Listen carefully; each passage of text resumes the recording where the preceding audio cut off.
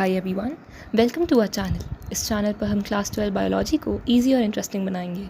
यहाँ आपको मिलेंगे शॉर्ट और क्लियर नोट्स, इजी एक्सप्लेनेशंस और बोर्ड एग्जाम्स के लिए इंपॉर्टेंट पॉइंट्स, सब कुछ एकदम सिंपल लैंग्वेज में। आज की वीडियो में हम स्टार्ट कर रहे हैं रिप्रोडक्टिव हेल्थ, जिसमें हम पढ़ेंगे about surgical methods, MTP, STIs, infertility and assisted reproductive technologies. So let's start by talking about सहेली, which is a non-steroidal contraceptive pill। अब इसका क्या मतलब है कि इसका जो कॉम्पोजिशन है वो नॉन स्टेरॉइडल है, मतलब इसमें स्टेरॉइड्स जो हैं नहीं डाले गए हैं, कोई स्टेरॉइडल हार्मोन इसमें नहीं यूज़ किया गया है। इसका कंजम्पशन कैसे है? It is taken once a week.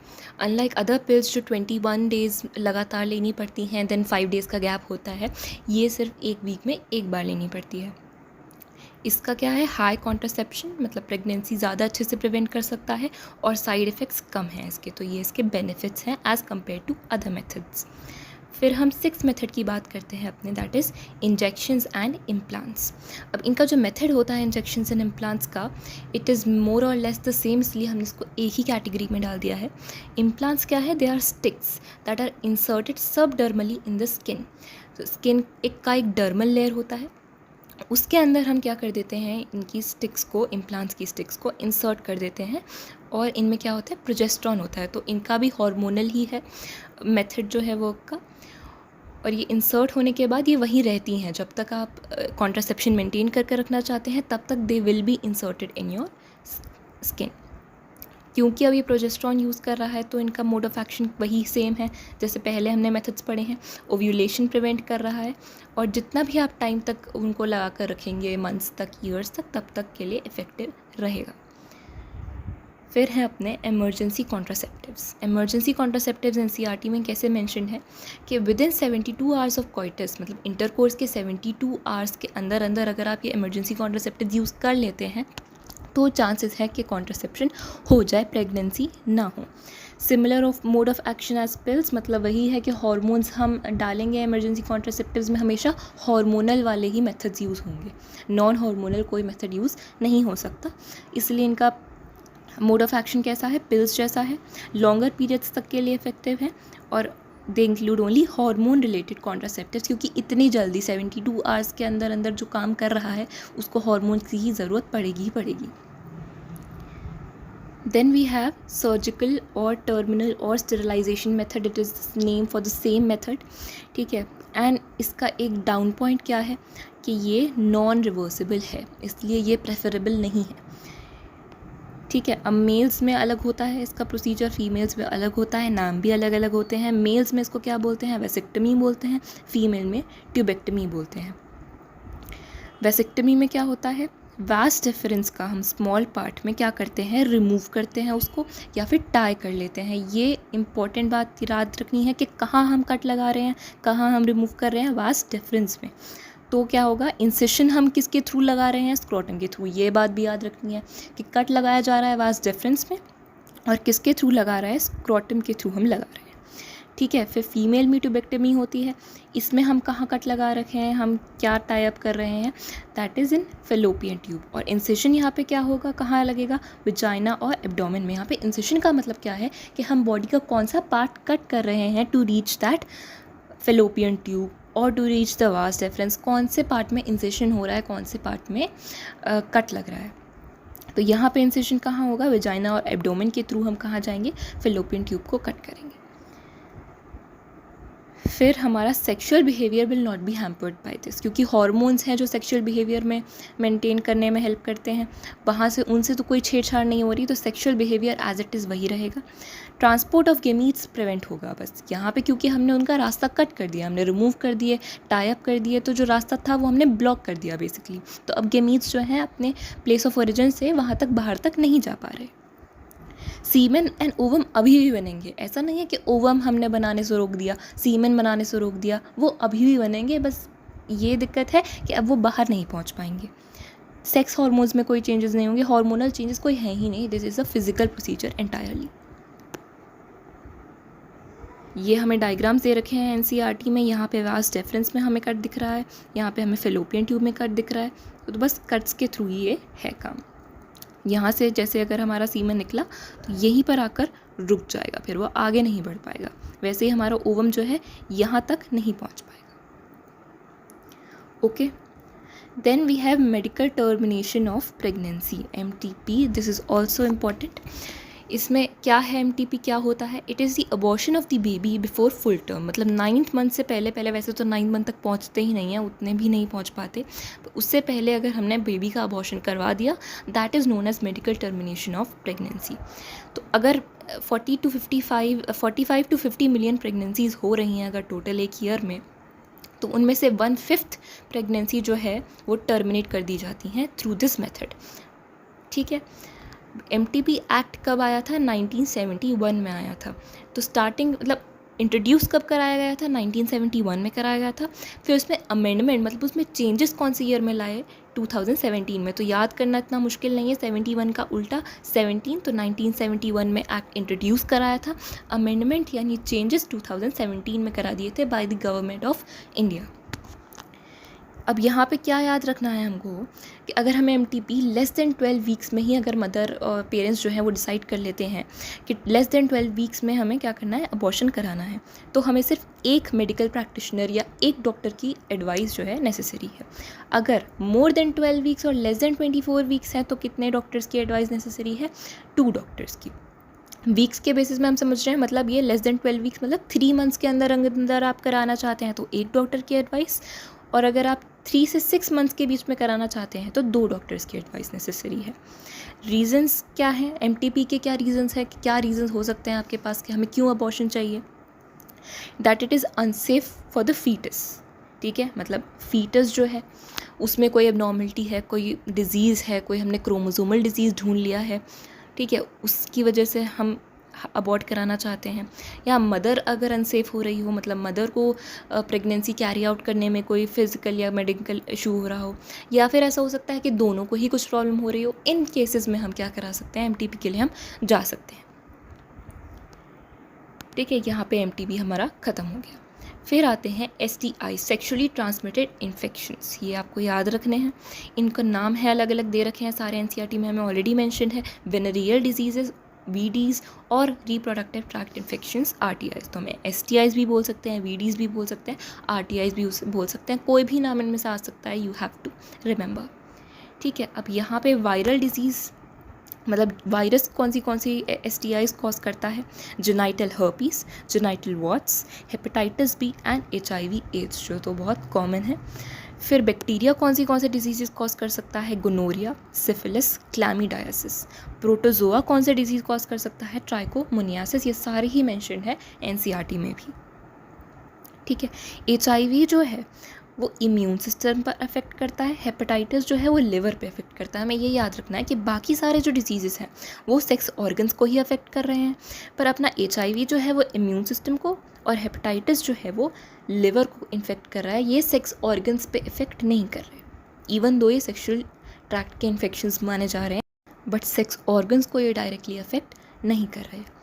Next चलते हैं, ये कुछ इंपॉर्टेंट पॉइंट्स यहाँ पे हमें दे रखे हैं कि other than HIV, hepatitis B and genital herpes, all STIs are curable. मतलब इसका क्या मतलब है कि HIV हो गया, हेपेटाइटिस B हो गया, जेनाइटल हर्पीस हो गए, ये 3 डिसीज़ क्योर नहीं करी जा सकती, मतलब इनका चांस जो है ठीक होने का बहुत कम है। बाकी सारे डिजीज़ेज़ लेकिन कम्प्लीटली क्योरेबल हैं, इनकी दवाइयाँ हैं, इनके ट्रीटमेंट्स हैं।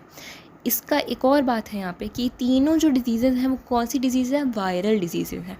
हमें NCERT में 4 वायरल डिजीज़ेज़ मेंशन है, genital herpes, genital warts, hepatitis B and HIV। इन तीनों के नाम्स मेंशन हैं। मतलब ये क्या है कि the only viral disease that is curable is genital warts. ये बात भी आपसे पूछी जा सकती है, तो आपको ये याद रखना है।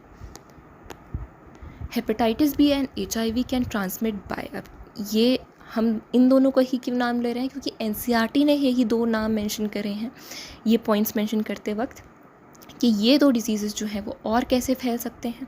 सेक्शुअल इंटरकोर्स के थ्रू तो फैल ही सकते हैं, और क्या क्या मेथड्स हो सकते हैं? शेयरिंग ऑफ इंजेक्शन नीडल्स, को एक इंजेक्शन एक ऐसे इंसान ने यूज़ कर लिया जिसको ये डिज़ीज़ थी, वही सेम इंजेक्शन किसी दूसरे इंसान ने यूज़ कर लिया तो उसको भी वो डिज़ीज़ जा सकती है। सर्जिकल इंस्ट्रूमेंट्स अगर आपने ऐसे यूज़ कर लिए, ब्लड का ट्रांसफ्यूजन हो गया तो हो सकता है। मदर टू फीटस भी जा सकता है, अगर मदर इन्फेक्टेड है तो फीटस में भी वो डिज़ीज़ जाने के चांसेस हैं। ठीक है, तो ये दोनों डिजीज़ेस ऐसे भी फैल सकती हैं। सिम्टम्स इनके क्या क्या होते हैं, तो हमें कुछ प्राइमरी सिम्टम्स दे रखे हैं एनसीईआरटी में एंड कुछ सेकेंडरी सिम्टम्स दे रखे हैं। Secondary symptoms are more severe. Primary symptoms में क्या क्या आ जाता है, इचिंग हो गई, फ्लूइड डिस्चार्ज हो गया, पेन हुआ, irregular menstrual cycle in females. Secondary symptoms थोड़े से ज़्यादा सीवियर हैं, यानी इनफर्टिलिटी हो गई। ठीक है, स्टिल बर्थ जो विमेन में हमें देखना चाहता है, मतलब फीटस जो है वो बीच में ही ड्रॉप हो जाता है। पीआईडी इज़ व्हाट, पीआईडी का फुल फॉर्म है पेल्विक इन्फ्लेमेटरी डिजीज़। ठीक है, तो ये एक डिज़ीज़ होती है, एनसीईआरटी में इतना अच्छे से मेंशन नहीं है तो हम इसकी बात नहीं करेंगे, बस पेल्विक इन्फ्लेमेटरी डिजीज़ हो सकती है। And abortion. इनफर्टिलिटी, अब इनफर्टिलिटी में क्या दिया है हमें, no pregnancy even after 2 years of intercourse without contraception. अब हम ये कैसे डिसाइड करते हैं कि कोई इंसान इनफर्टाइल है, सारे इंटरकोर्स तो प्रेगनेंसी में रिजल्ट नहीं करते, तो हम कैसे बताएं कि भाई ये इनफर्टिलिटी की वजह से है कि कोई नॉर्मल चांस है। तो हम कैसे बताते हैं कि even after 2 years of intercourse without any contraception, उसके बाद भी अगर प्रेगनेंसी नहीं हो रही है तो हम एक इंसान को इनफर्टाइल मान सकते हैं। 2 years का हम पीरियड लेकर चलते हैं। इनका सल्यूशन क्या है, इनफर्टिलिटी तो हो सकती है, सल्यूशन क्या है इसके लिए, एनसीईआरटी में हमने दे रखे हैं असिस्टेड रिप्रोडक्टिव टेक्नोलॉजीज़। ठीक है, ये आपसे पूछा जा सकता है, इसका फुल फॉर्म भी याद रखना है, असिस्टेड रिप्रोडक्टिव टेक्नोलॉजीज़ और ART। ठीक है, अब इसमें हमें एनसीईआरटी ने तो बहुत एक साथ ही दे रखे हैं, हमने इसको थोड़ा कंपार्टमेंटलाइज कर रखा है। फर्स्ट जो हम फर्टिलाइजेशन पढ़ेंगे यहाँ पे, that is in vivo fertilisation. तो ये 8 टेक्निक्स हमने शुरू कर दी हैं। फर्स्ट टाइप कैटेगरी जो है that is in vivo fertilisation. In vivo क्या है, इन वीवो का क्या मतलब होता है, जो भी चीज़ बॉडी के अंदर हो रही है, नेचुरली हो रही है बॉडी में, दैट इज़ इन वीवो। ठीक है, तो in vivo fertilisation that is fertilisation within the body of the female, जो बॉडी के अंदर है। ठीक है, इसमें फर्स्ट टेक्नोलॉजी कौन सी है, gift, GIFT, that is gamete intrafallopian transfer. इसमें क्या है, नाम ही से ही पता चल रहा है, गेमीट है, ये हम कहाँ ट्रांसफ़र करेंगे, फिलोपियन ट्यूब में ट्रांसफ़र करेंगे। यूज्ड व्हेन, अब गिफ्ट हम कब यूज़ करते हैं, जब no ovum is produce naturally. ठीक है, फीमेल्स में जो मदर है अगर वो अपना ओवम खुद प्रोड्यूस नहीं कर पा रही है, ये दिक्कत आ रही है, तो हम कौन सा फिर यूज़ कर सकते हैं, गिफ्ट टेक्नोलॉजी हम यूज़ कर सकते हैं। सोल्यूशन हम यहाँ पे टेक्निक करते कैसे हैं, एग जो है from a donor, from a person, from any lady, any female जो अपना ओवम बना पा रही है, उसका हम एग लेंगे। ठीक है, और रेसिपिएंट मतलब जो मदर है, जो बच्चा चाहती है, जो इनफर्टाइल है, उसको हम उसके फिलोपियन ट्यूब में हम वो डोनर का एग ट्रांसफ़र कर देंगे। ठीक है, तो इसमें दिक्कत कहाँ पे आई थी, फीमेल पेरेंट से, फीमेल पेरेंट इज़ इन्वॉल्व। तो यहाँ पे जो इनफर्टाइल पेरेंट है that is the female parent, उस केस में हम गिफ्ट यूज़ कर रहे हैं। सेकेंड, इन वीवो फर्टिलाइजेशन में ही second category, artificial insemination. Artificial insemination में क्या है, स्पर्म काउंट जो है, मोटिलिटी जो है स्पर्म्स की, वो कम हो जाती है, तो या फिर इंसेमिनेशन हम नहीं कर पा रहे हैं। तो इसका सल्यूशन क्या है, AI में हम आर्टिफिशियल इंसेमिनेशन में क्या कर रहे हैं कि डोनर का sperm from a male person, sperm हमने लिया या हस्बैंड का ही ले लिया, फीमेल की वजाइना में हमने डायरेक्टली इंट्रोड्यूस करा दिया। ठीक है, यहाँ पे कौन सा पेरेंट इन्वॉल्व है, मेल पेरेंट, क्योंकि इनफर्टाइल यहाँ पे किसकी वजह से है, मेल पेरेंट की वजह से, बिकॉज स्पर्म काउंट में दिक्कत है। ठीक है, थर्ड प्रोसीजर यहाँ पे क्या है, IUI, इसको हम क्या बोलते हैं, इंट्रा यूटेराइन इंसेमिनेशन। यहाँ पे भी यही है कि स्पर्म काउंट कम है, मोटिलिटी कम है, इंसेमिनेशन नहीं हो पा रही, तो वही सेम चीज़ है कि डोनर का हमने स्पर्म लिया या हस्बैंड का स्पर्म लिया और फीमेल के यूटरस में हमने इंट्रोड्यूस करा दिया इस पर। तो डिफरेंस क्या है between AI and IUI, AI में हम वजाइना में इंट्रोड्यूस करा रहे थे, यहाँ पे हम जो सीमेन है वो कहाँ इंट्रोड्यूस करा रहे हैं, फीमेल की यूट्रस में इंट्रोड्यूस करा रहे हैं, इसलिए इंट्रा यूटराइन इंसेमिनेशन बोल रहे थे। ठीक है, यहाँ पे भी दिक्कत कहाँ है, मेल पेरेंट में। ठीक है, सेकेंड कैटेगरी आती है हमारे पास in vitro fertilization. In vitro का क्या मतलब है, आउटसाइड द बॉडी, जो नेचुरली नहीं हो रहा, fertilization outside the body of female. Test tube baby programmes जो भी हैं, जितने भी हमने बहुत नाम सुना है टेस्ट ट्यूब बेबीज़ का, ये भी किस में है, इन विट्रो फर्टिलाइजेशन में है। और यहाँ पे जो एक मेन प्रोसीजर हम सब में देखेंगे, जितनी भी कैटेगरीज हैं यहाँ पे सब में हम देखेंगे एम्ब्रियो ट्रांसफ़र। ठीक है, तो यहाँ पर जो हम अपना फर्स्ट टेक्निक पढ़ेंगे दैट इज़ ज़िफ्ट, ज़ाइगोट इंट्राफैलोपियन ट्रांसफ़र। वहाँ पे इन विवो में क्या पढ़ा था, गैमीट इंट्राफैलोपियन ट्रांसफ़र। यहाँ पे ज़ाइगोट का ट्रांसफ़र होगा। यहाँ पे ये क्यों होगा, कब यूज़ होगा, जब फर्टिलाइजेशन नहीं हो पा रही है फीमेल की बॉडी में नेचुरली, कुछ ऐसा इन्वायरमेंट बन जा रहा है कि फर्टिलाइजेशन में दिक्कत आ रही है। तो सोल्यूशन क्या होगा, sperm and ovum are made to fertilise in the lab. ठीक है, हम जो पेरेंट्स हैं उनका स्पर्म लेंगे, एक का ओवम लेंगे, फर्टिलाइज कराएंगे इन द लैब।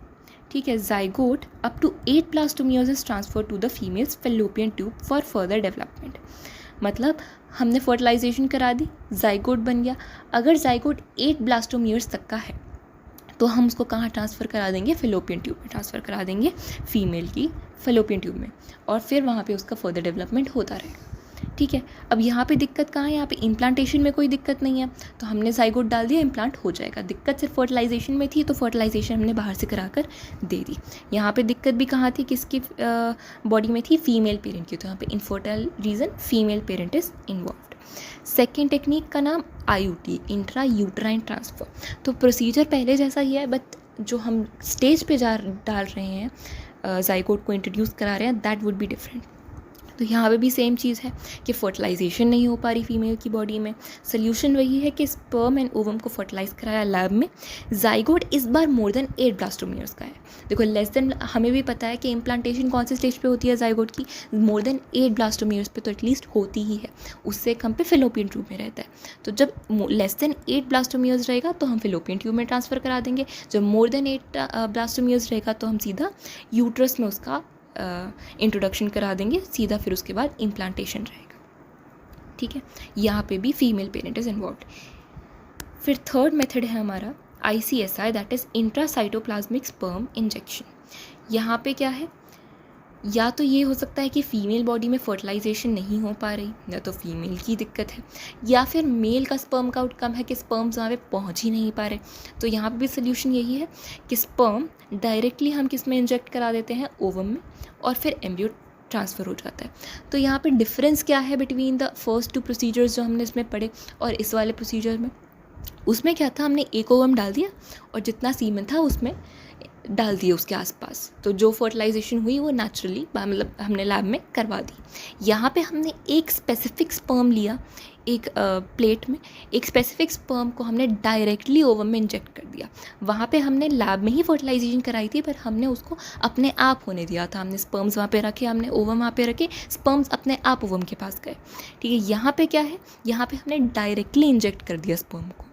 ठीक है, तो स्पर्म डायरेक्टली इंजेक्ट हो गया, इसलिए हम इंट्रासाइटोप्लाज्मिक स्पर्म इंजेक्शन बोल रहे हैं। और फिर एम्ब्रियो बना, फिर एम्ब्रियो को ट्रांसफ़र करा दिया, या तो हमने सीधा यूट्रस में या फैलोपियन ट्यूब में, डिपेंडिंग ऑन कितने ब्लास्टोमियर्स हैं। यहाँ पे या तो मेल फीमेल, या तो मेल पेरेंट या फिर फीमेल पेरेंट इन्वॉल्व हो सकता है। ठीक है, यहाँ पे हमारा चैप्टर जो है वो ख़त्म हो गया। दिस इज़ ऑल, आज के लिए बस इतना ही। नेक्स्ट लेक्चर के लिए बेल दबाओ, तब तक एक सब्सक्राइब तो बनता है। See you in the next one.